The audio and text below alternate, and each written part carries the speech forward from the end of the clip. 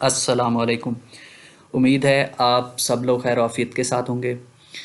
जो पिछला हमारा पार्ट था थीसिस राइटिंग कंप्लीट कोर्स का, उसके अंदर जो थीसिस के शुरू में चीज़ें लिखी जाती हैं टेबल ऑफ कंटेंट तक, उनको हमने डिस्कस किया था कि क्या क्या चीज़ें लिखी जाती हैं और कैसे लिखी जाती हैं। आज जो जिस चीज़ को हम शुरू करने जा रहे हैं, ये बहुत इंपॉर्टेंट पार्ट जो शुरू होने वाला है थीसिस का, यहाँ से शुरू होता है चैप्टर नंबर 1 से। चैप्टर पहला जो चैप्टर होता है उसको कहते हैं इंट्रोडक्शन।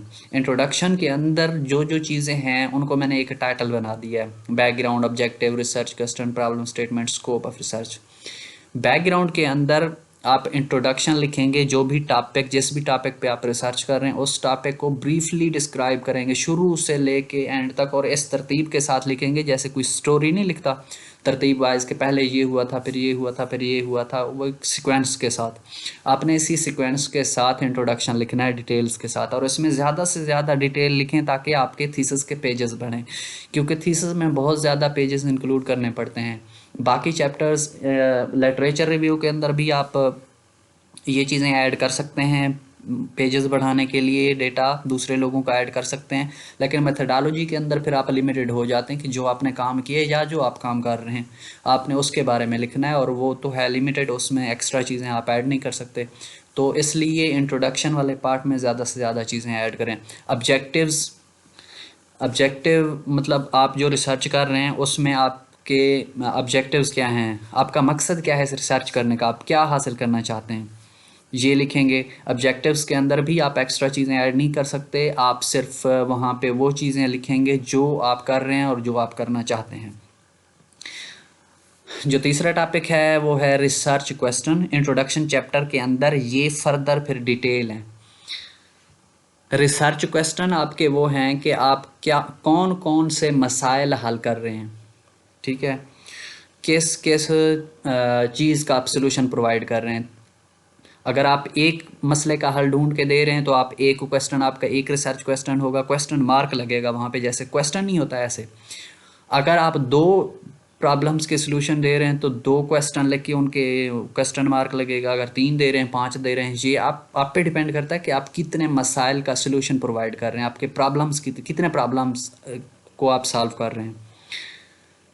और प्रॉब्लम स्टेटमेंट के अंदर जाहिर है कि आप प्रॉब्लम स्टेटमेंट लिखेंगे कि मसला क्या है जो जिसको आप सॉल्व कर रहे हैं, वो मसला बयान करेंगे आप।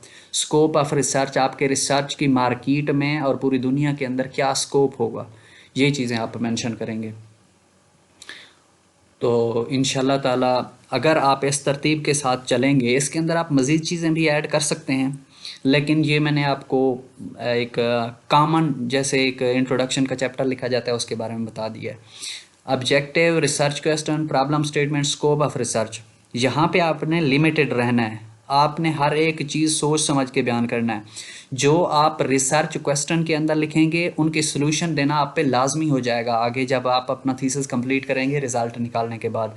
प्रॉब्लम स्टेटमेंट भी आपका बहुत इंपॉर्टेंट है। इसी प्रॉब्लम स्टेटमेंट के उस पे ही आप वो चीज़ें सॉल्यूशन प्रोवाइड करेंगे। स्कोप ऑफ रिसर्च, इसके अंदर आप बता सकते हैं जितना ज़्यादा आप बता सकते हैं, जो भी मार्केट के अंदर आपका जो प्रोजेक्ट होगा या आपकी जो रिसर्च है उसकी जो वैल्यू है उसके बारे में आप बता सकते हैं।